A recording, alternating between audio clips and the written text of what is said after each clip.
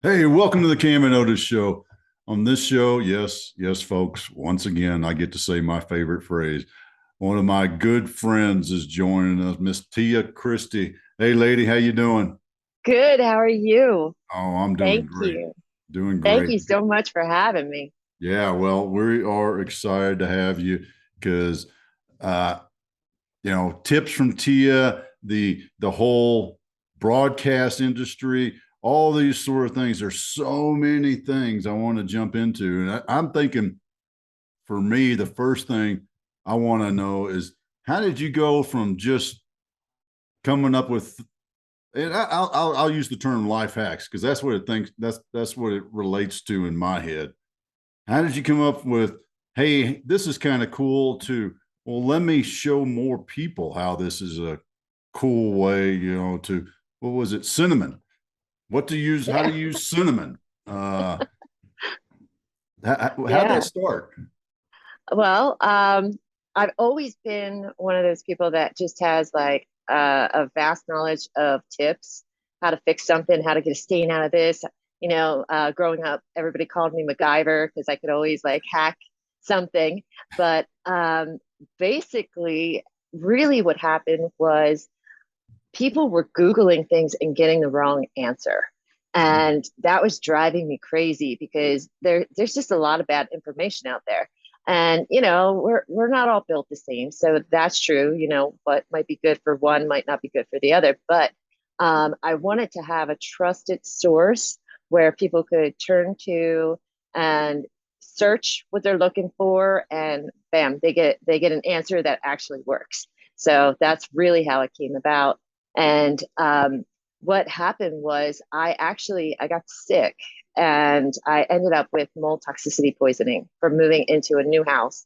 And I started to forget like a lot of things. So I decided to write them down on Tips from Tia and didn't expect anybody to read it, like maybe my mom. But more or less, I did it for me. And next thing I know, it kind of blew up. So that was pretty exciting.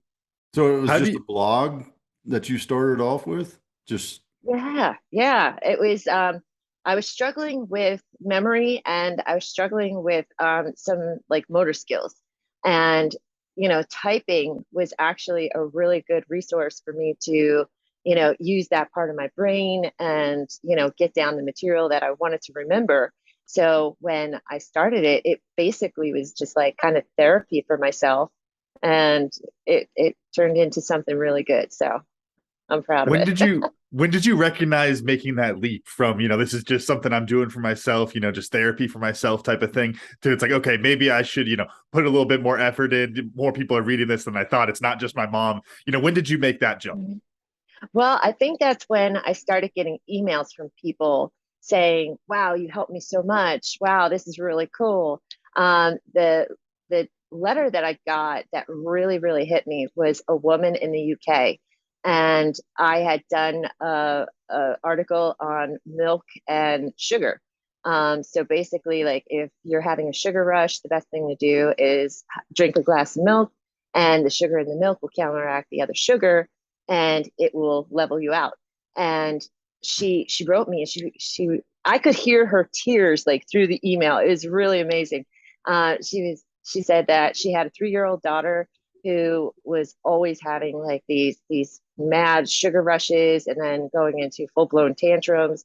She couldn't take her anywhere, so she tried this tip, and she said it changed her life completely. So that really, really impacted me. And I was like, wow, I am helping people. Like, even if you just help one person, isn't that like the goal? But Mhm. if you can help more, um, you gotta really take it seriously from that point forward. So I guess that was where it was.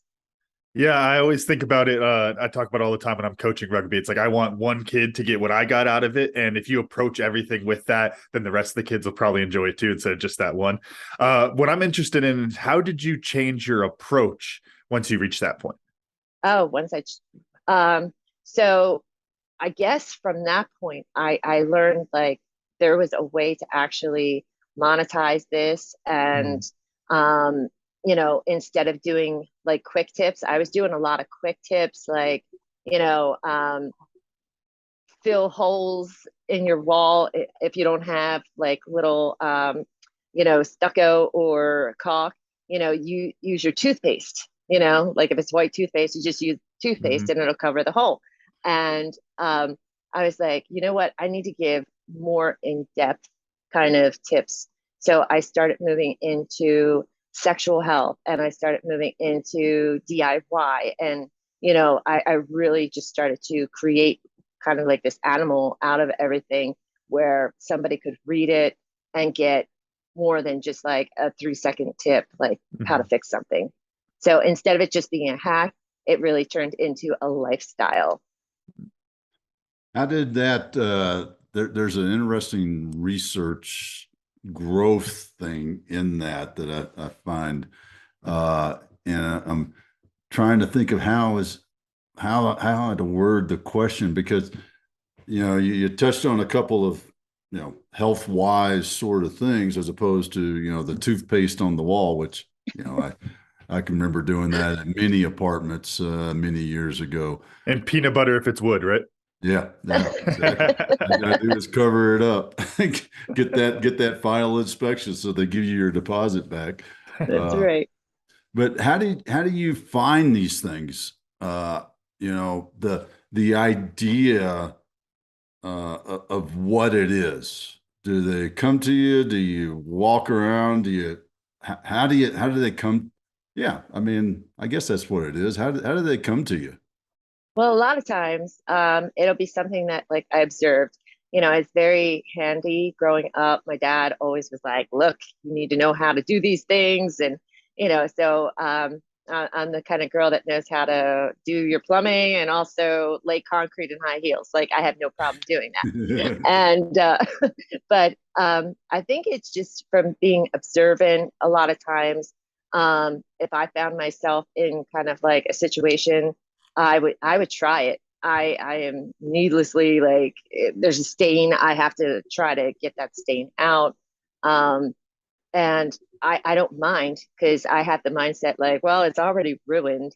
Let's see what can happen if I do this. So, there was a lot of luck that came involved with it as well. But nowadays, like, it's like hack central out there when you log on to social media. So a lot of times if I see something and I think, wow, that's really cool, that could like change somebody's life, um, I'll test it out myself.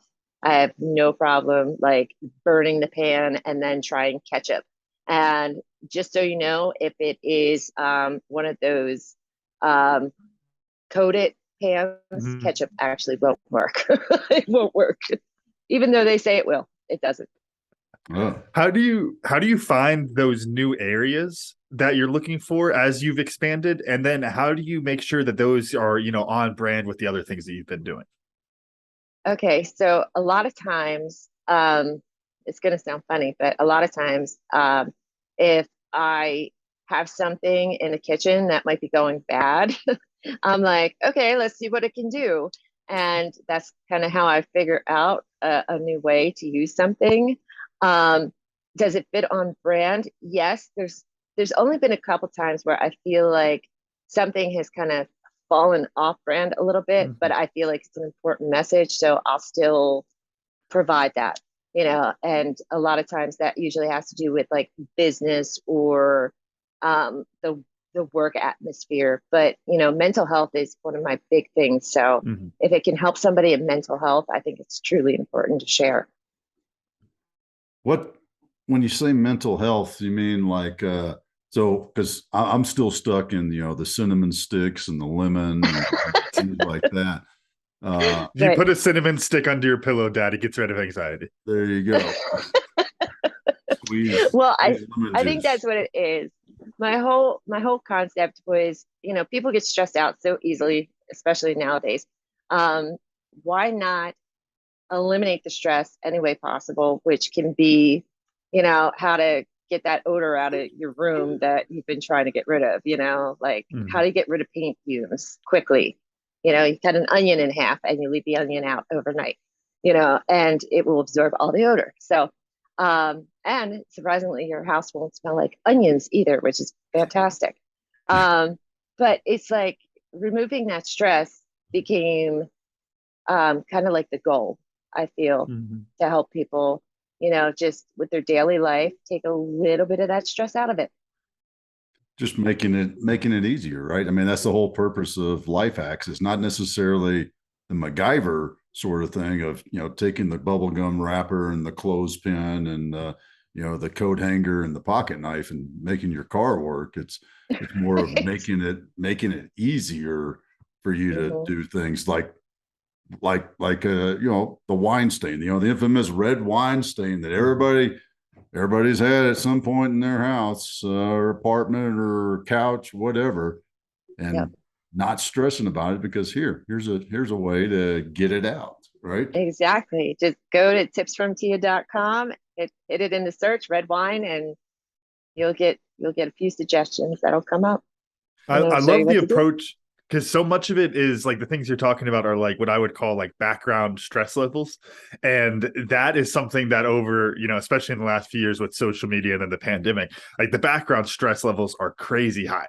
And it's really difficult for people to make changes on those because they're focusing on so much of what's outside their control. And what you're pointing out are all these smaller things that are background stress levels that they can change. And I think it's so interesting, just even the red wine stand, because I don't think I have the tip off the top of my head. I hope my wife does. If not, we'll go to tips from Tia. But just that those little things can seem impossible. And then when they feels impossible, it kind of creates that negative spiral to where everything Right. just feels terrible and it's the worst and all these type of things. And so often it's just like knowing that that knowledge is out there is such a big step forward. Yes, I agree. Yeah, and it can make a difference in somebody's world because, you know, it's an expensive life out there too nowadays. Mhm. So if you don't have maybe the money for pest control, and he keeps bringing up the cinnamon, so I'll go into that. Cinnamon actually repels ants and creepy crawlies, and it will keep them away from your house. So why not just spend the $2 on a bunch of cinnamon and go and put it around your house? You can put out a capful on your counter, and it'll keep ants off the counter. So it's these little fixes that can make big impact in your life. How do you find the other stressors? I mean, especially for things like, the red wine stain, the cinnamon, I can see how you could pull that from your own life and that's where a lot of these things can come from. But what I'm more curious about is how do you target not necessarily new areas like we talked about earlier, but more so broadening your horizon to more of what the audience may be interested in that you might not have as much direct experience with. Well, I think because of being in the public for as long as I have been, I've met a lot of people, and I'm just one of those people. I always laugh because people will just tell me things. I guess I got one of those auras about me, like people just kind of confide in me. Mhm. And a lot of times it would be something that people are kind of embarrassed about.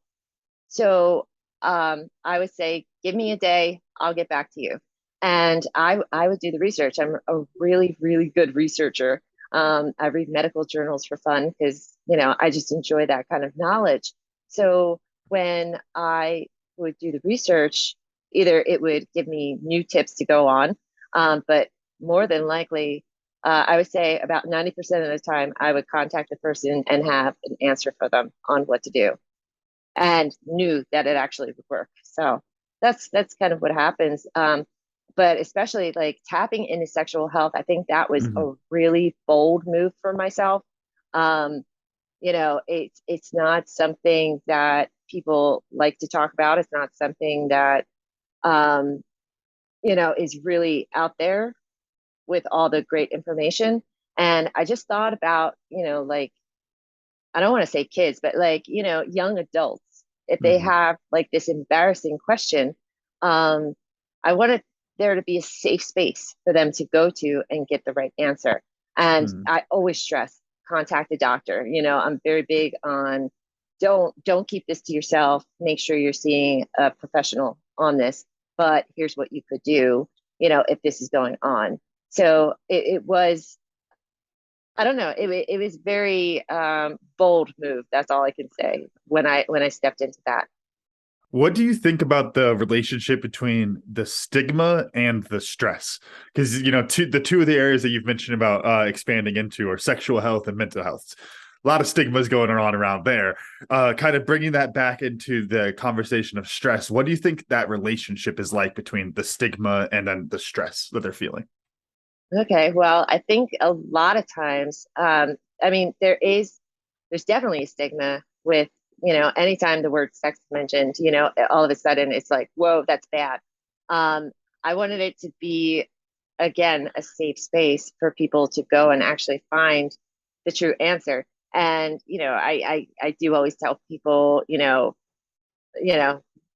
best way to stay safe is abstinence and make sure that you protect yourself. It was funny, I actually, when I started doing the sexual health, I was carrying protection around with me, and I was handing it out to people in public places, because I think it's a message that does need to be said. I'm not pushing my views onto people, but it's, be smart. I mean, we have all been faced with temporary insanity when it comes to love. And, one mistake can last a lifetime. And I think that it's important for these young adults to understand that. So that causes a stress, Mhm. on top of it, because there's that peer pressure, and they feel like, oh, well, everybody else is doing it, I should be doing it. And, I just want people to not feel alone. And I think that's what I do with all of the tips. It's in that moment, you might feel, even if it's like as simple as you painted a wall red one day and then you decided you didn't want it. And now you're like, how do I get rid of this red wall? You feel like the only person in the Yeah. world that has this issue. And it's a stress that comes on that's unnecessary. So I tell you how to get rid of that red wall.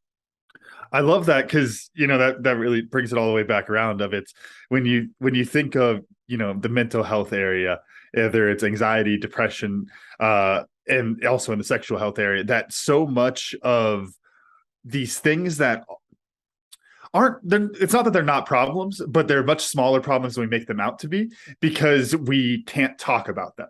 And because we can't talk about them, then it gets bottled up, just like, the red wall or the red wine stain that you don't know how to fix. It becomes this huge insurmountable problem because you've never even spoken it. Dad, I think you've talked about this before, of it's kind of like, it's like Voldemort and Harry Potter. It's like when you don't speak the name, it's like you give so much more power to the bad thing, rather than if you just treat it like what it is, then you can remove so much of that power and remove a lot of that stress. Well, first off, I would never have used Harry Potter as an analogy, just so we're clear on that. But yes, Yeah. yes, if you don't, Must have been my other co-host. yeah, I never read the books, so I took You you. watched some movies with us, though. Yeah. I took you all to the movies and picked up some of it, so I know who that guy Harry is. Uh, It's okay. I just saw the movies for the first time like a year ago. So there you don't go. judge me. Don't judge me.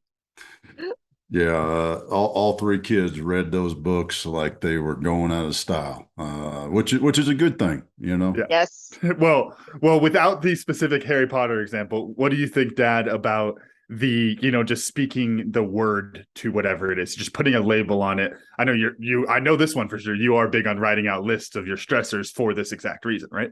Oh yeah, yeah. You have to get it out there, and if you don't, one of the things that I love to do is if you don't feel comfortable sharing something like that, then write it down and write about it. And it's amazing what that does to your mind. And by the way, I'm a firm believer in the old school, not the feather quill, but the pen and paper way of capturing those things, because it's much different in how it feels and what it does to help clear your mind. So yeah, getting it out is amazing what it does for you, whether it's something that's bothering you or just one of the things, sorry for the sidebar on this, but one of the things that I always talk about is what are your values? And everybody, oh, well, yeah, I got my values, blah, blah, blah, blah. Well, write them down and see how Mhm. real they become for you when you do that. So that's it's an amazing tool. But I'd like to shift gears because, there's been, I don't know, I'll throw out the millions of people who started blogs and they just kind of either faded away or maybe they're still doing them, but they never turned into a business. How did this? I'm sick. I need to write some stuff down so I don't lose it because I might. You probably had a little bit of fear in your heart at that point too of never getting it back. Uh, Yeah. but how did that all of a sudden become a business for you? Well, I think again, when I started seeing that I was impacting people in a positive way and I was helping people, I felt like there's more to this. And then when I started doing that kind of research, like what can I do to take this next level? Um, it really grew into this could be something powerful. It could be a career change right here and now in this moment. And um, of course, with any business, it takes time to grow and cultivate and make it something.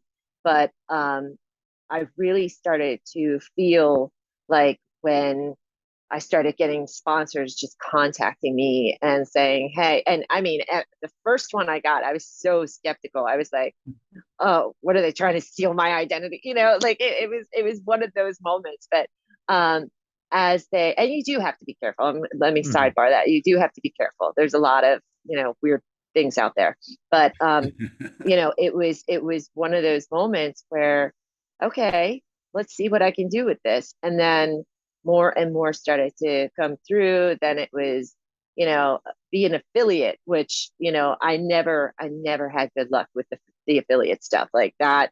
I Mhm. still have a bad taste in my mouth from that. But, it's one of those things where if you, focus in on it, you can really make it into something. And I think people can do that with anything that really interests them. I mean, come on now, look at the guy who made the plastic on the shoelaces. Like, did they really think that was going to become like the winning item? I'm not sure, but it's one of those things where you can really focus in on something and make it a business and just a passion. And I was so happy because recently, and I think we've talked about this before, Otis, passion isn't always what excites you, but what you're willing to endure. And Mhm. that's incredible. Excuse me. So it basically came from the outside. Then it was one of those you're because one of the things I found with anybody who has this true heart of service, it's hard to sell what you do. It's hard to say, because you just want to help everybody, right? Mhm. So as I'm helping everybody, I have a hard time saying, all right, that'll be $50, that'll be $100 or whatever, right? It's really hard to say that because you do want to help everybody, Mhm. and And that's I was just gonna say that's the difference of the sell that we talk about a lot and the literal sell. Of it's those type of people do have no problem selling something until they realize they're selling it, right?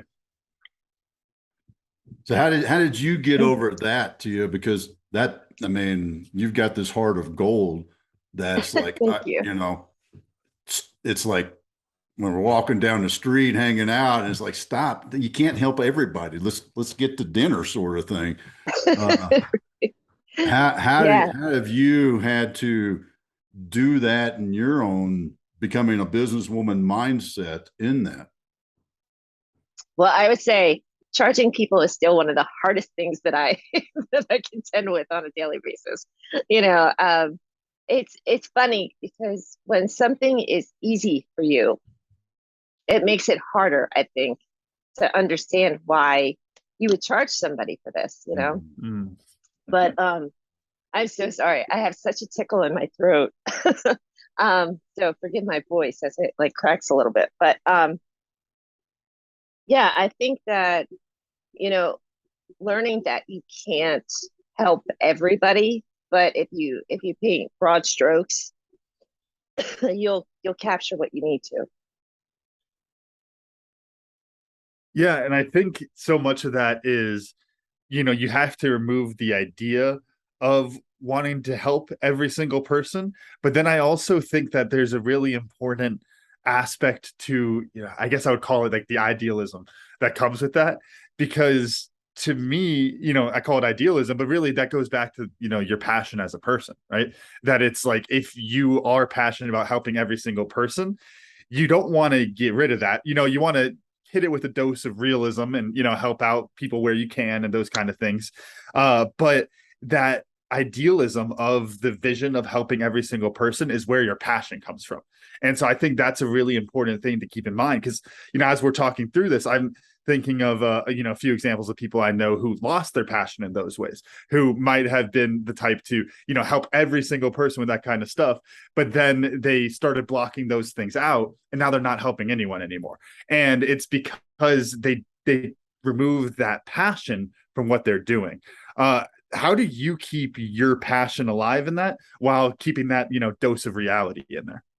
Well, it's funny that you say that, because I feel like, not even that long ago, I kind of lost my passion or direction or something. I called it passion, but honestly, it was direction. And because, like I said, when Otis and I were talking before about passion being what you would endure, not always what you enjoy. I mean, that was mind blowing, because, like this company is something that I am so willing to endure. We had a really bad time with the pandemic, which made things quite challenging, and it got to the point where it was like, do we pack this in? Do we just let it go? All this great work is going to be lost, like what do we do at this point?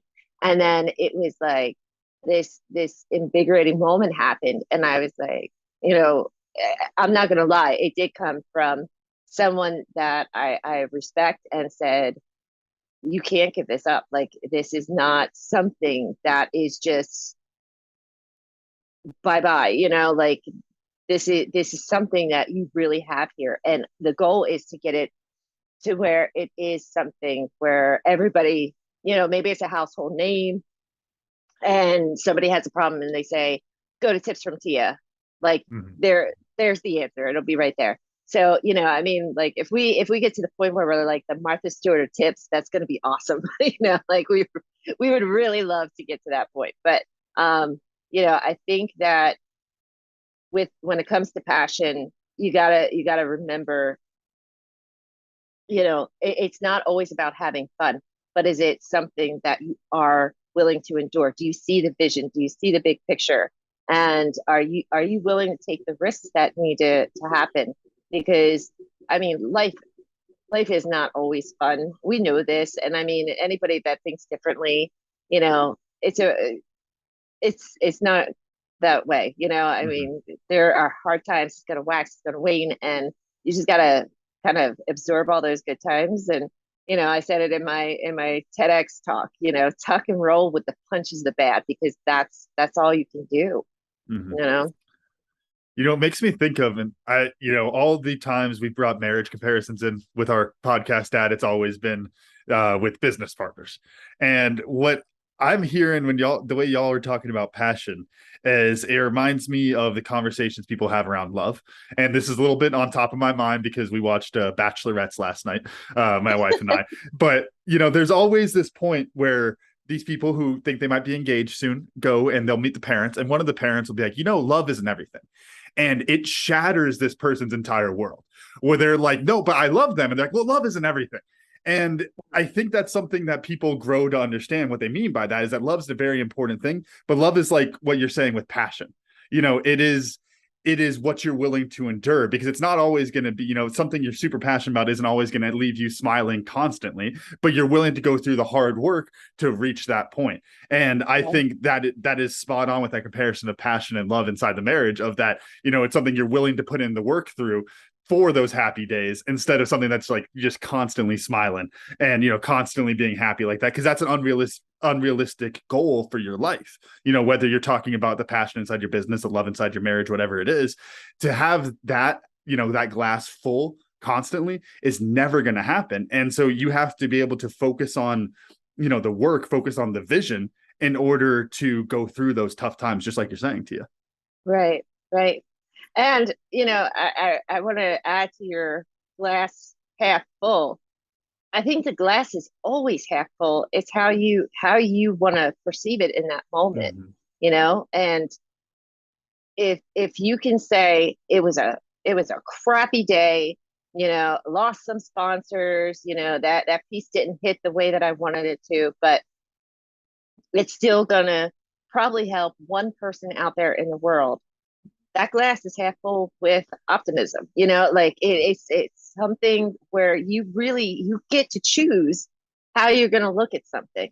And I think that is so important, especially, and I think that's where like the mental health thing comes in for me, is that I want people to know, like, yeah, it can suck one day, but I think that, if this actually works for you, this tip actually works for you, it's going to bring you peace of mind. It's going to bring you happiness. It's going to fix whatever you were so heartbroken over losing, and it's simple, but I think it has a deep impact.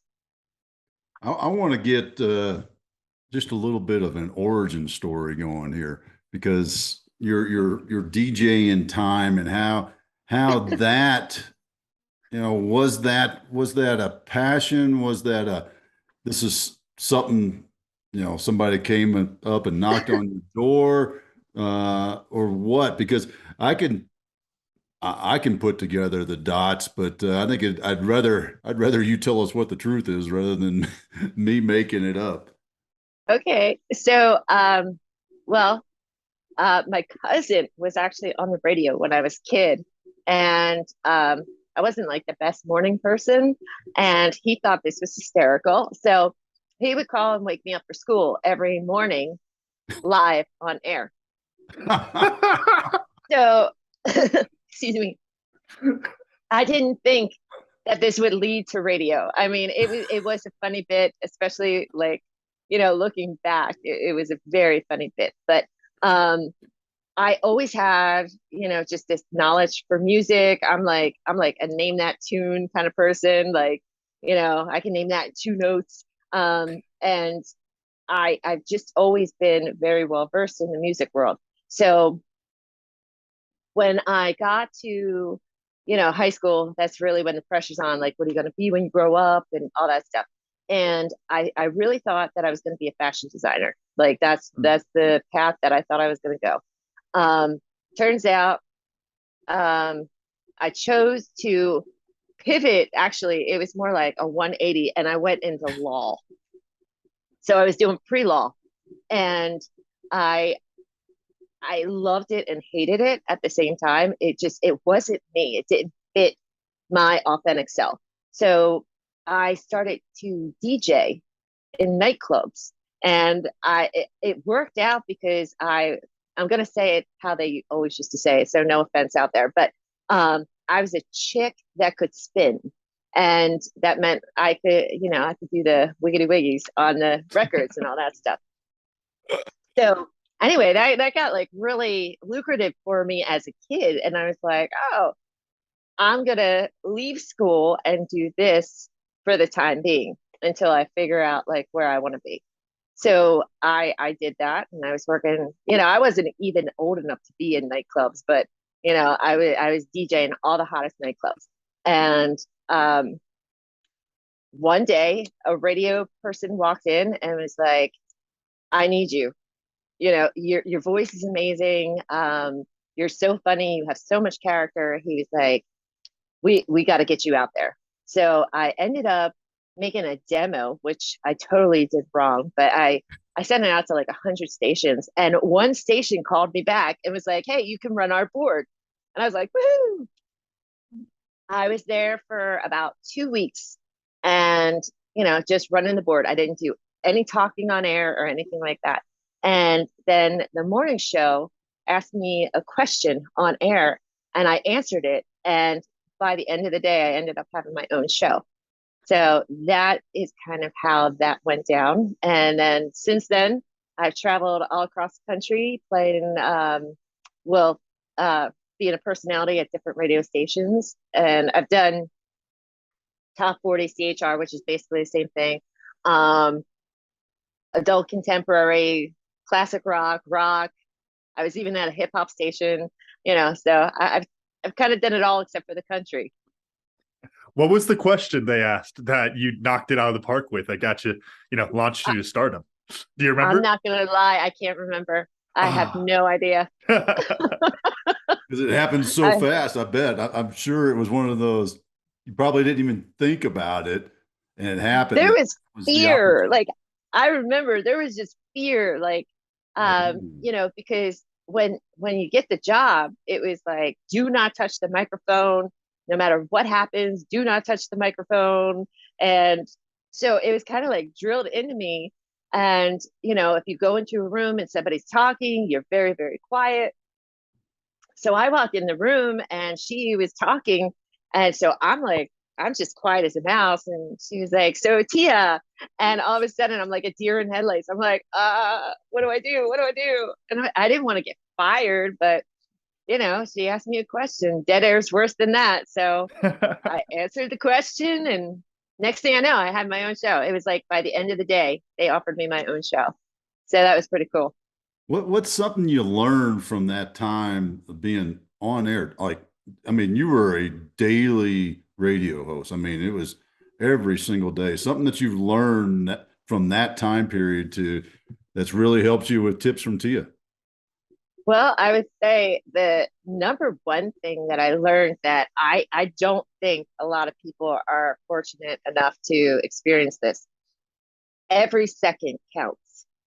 And, I worked 4 or 5 hours a day. Most people work 8 hours a day. And in your 8 hours, you get to get up from your desk, you go to the water cooler, you talk, you have lunch, you do whatever. When you're on air, you don't have the luxury of doing that. You are planet for every single second of that shift. And if for some reason you need to leave that room, you need someone to cover you. So every second is still accountable for. So I think that was like the biggest thing I learned was every second in life counts. And I will tell you, there is nothing longer in this world than 3 seconds of dead air to me. I mean, it is amazing. It is amazing the panic that will surge in my body when there is that dead air. So what you're saying is if we did an uncomfortable silence right here on the Cam and Otis show live, you would freak out. Beads of sweat start pouring down your forehead. I think because you're telling me, I would be able to handle it. Dang, I would. Silence doesn't freak me out, but even when, let's just say I'm in the car listening to the radio and it goes silent, I'm like praying for the DJ. I'm like, get back, get it, hit the button. So my other thought, I gotta say, and this is probably where you're going, Camden, is does that mean you weren't able to play Freebird and Stairway to Heaven every day till you go out and get a cup of coffee? That's how they go to the bathroom, right? Right? No, it didn't really work that way. Why do they play Freebird every day at 11:15? This is weird. Right? That's when the coffee kicked in, apparently. Yeah. No, it's funny, when I was like a club DJ, I would definitely do that. It was like, what's the longest mix I have, and I would be able to do that. But like we would have Christmas parties or something at the office, and I would be on air, and they would actually have to send somebody down to, just kind of watch the board for me while I went and got food and said Merry Christmas, everybody, and then I would be able to come back. So they always had like a plan, to make sure that I could still be involved. So what's going on now? I mean, tips from Tia. You're on social media. I follow you on Instagram, so I love seeing your cinnamon stick dance. Thank you. Yeah, I'm and- very new to TikTok, so thank you for following. yeah. Yes. What's happening next? Where's the next life hack, the next tip going in the future? Well, yeah, that's interesting that you should ask. You wouldn't believe it today with my voice all cracky and tickly, but I've been approached to do some voice coaching, and I think that is a really interesting, bizarre path that I never thought about going down. But the fact is that I've been in radio for many, many years. Um, I am a coached voice. I've done teaching in the past, and I figured, okay, yeah, I guess I do have something also to offer. This is another tip that I have to offer. So I am planning on launching a program probably before the end of the year. I'm hoping within like the next month or so. And I'm going to teach people the power of the voice and presentation.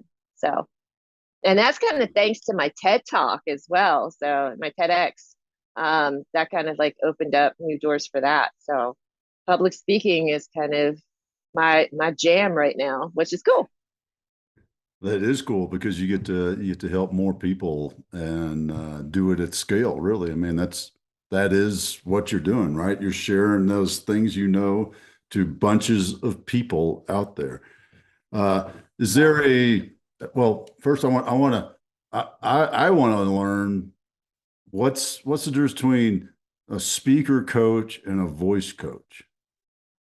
Well, I don't think there's really much of a difference. It's funny because I think I'm going more towards presentation coach because I think that it's all encompassing to where it doesn't matter. I think my biggest point is it doesn't matter if you are giving the best man toast or you are standing up on a stage talking to 100,000 people. Like that adrenaline is still going to kick your butt unless you know what you're doing. And I think that, helping build people's confidence in memorization and in articulation and different things like that, that is something that I can help them do. I mean, I've stood up on stage in arenas and talked to people, and that kind of thing does not faze me. But I'm not going to lie, when I did my TEDx in Wilmington, Delaware, and it was in that theater end, and you were there, so it's not ginormous, but it's a decent size and an intimate setting. People are close, and I was so nervous. I was like, oh, but I've learned over the years how to channel that adrenaline, so it makes me a better speaker, have a better presentation altogether. So I think that if I can pass that on to people, whether, like I said, it's doing the best man speech, it's pitching in your job because you have to pitch in front of the board, or if you have plans to be a speaker, I want to be able to help. So I got a quick rabbit hole for us because you got me thinking. sure. Talking about being nervous for speeches, one thing that I always remember was it must have been in my senior year of high school before the state championship game. Dad, you made the comment, very very famous among our the 20 guys in that room. But it's like, if you don't have to piss right now, it's because you don't care. You should be nervous. You should have that nervous piss because you're so nervous for the game. That's natural. And I've moved through my life with this idea of, it's like, okay, it's natural to be nervous. If I'm not nervous, then there's something wrong. It means, I think the way you put it, quite frankly, Dad, was it means you give a shit, right? But Yeah. The thing I got into a conversation with our producer Norman about was, is that the good end state to where you're comfortable being nervous, or is the end state the absence of those nerves?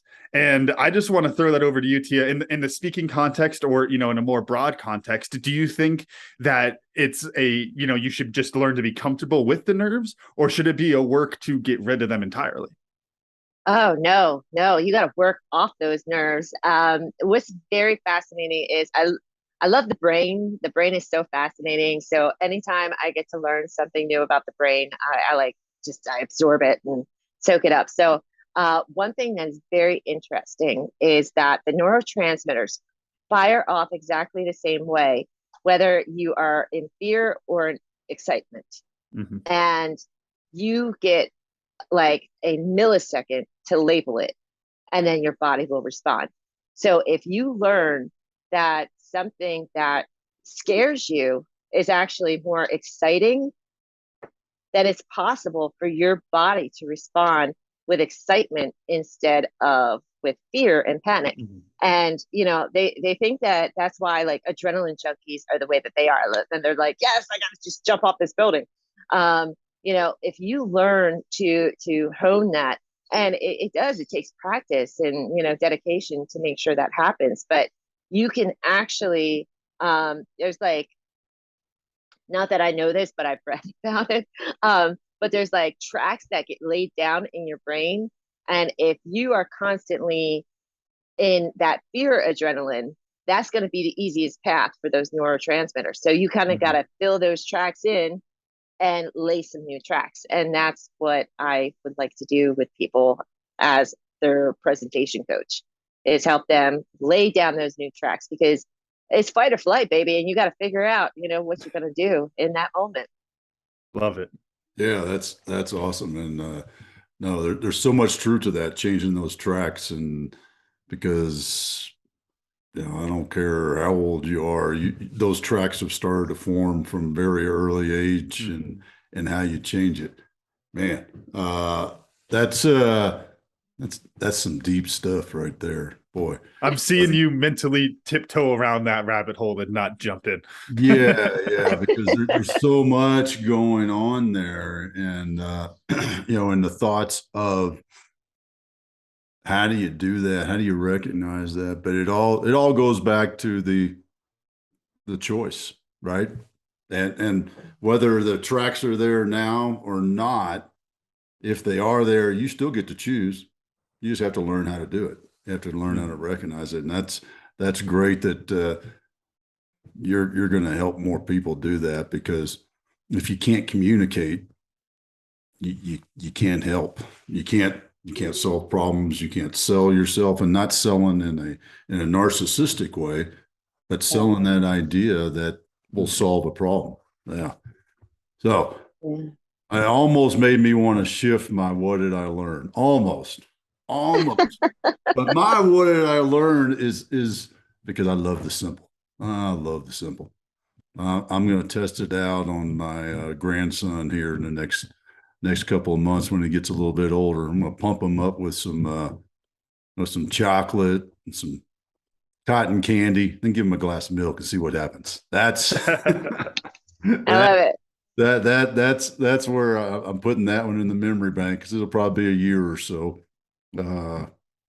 before I'm allowed to. Well, I'll probably never be allowed to do those things. I just do them because I do.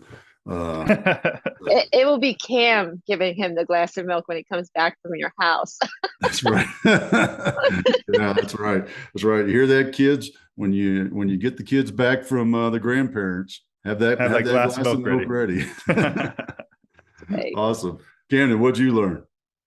Yeah, Tia, you said this, and it's one of those, it's such a, like, I feel like we talk about it all the time. I've never heard it put this way, but it's when something is easy for you, it's harder to understand the value, and how that's why people have so much trouble, selling things that come natural to them, is because they don't see the value because it's so easy for them. And I just love the way you put that. Thank you. Tia, what'd you learn? Well, I already knew that you were both awesome and incredible people. So thank you so much for having me. But yeah, I kind of learned that this is just one of the greatest shows ever. I love this. Thank you so much. It's been like the most comfortable like podcast that I've been on in quite some time. So thank you. And by the way, folks watching on YouTube, we did not buy that chair. So she was using it in a different way in comfort. Tia, man, it has been an honor and a pleasure to hang out with you today. How do folks follow you? What's the tips from Tia, the social media links? What's the best way to find you? Yes, tipsfromtia.com is the website, and tips from Tia, one word, is all my socials, except for TikTok. That's tipsfromtia.com. I had to do that for that one. Somebody took my handle. It's okay. That's a good sign, though. Somebody, because you know what, I doubt very seriously there's somebody that's actually doing the same thing as you. So that's somebody trying to make a buck. But that's Yeah. I know they say that's like flattery right there. So I'm not mad. But yes, thank you so much. Oh, it's been great. Been great having you. Thanks again. And Camden, run us out. All right. Thank you all for listening to the Cam and Otis Show. And a special thanks to our guest, Tia Cristy, for joining us today. And of course, our sponsor, Tribe and Purpose. Find your tribe, find your purpose. Get started for free today at findyourpurpose.coach. Make sure to follow the Cam and Otis Show on Instagram and Facebook. And please rate, review, and subscribe on Apple Podcasts, Spotify, wherever you're listening. Videos of our podcast are on our YouTube page, and you can always get a full archive of our episodes at thecamandotisshow.buzzsprout.com. Thanks again, and we'll see y'all next time.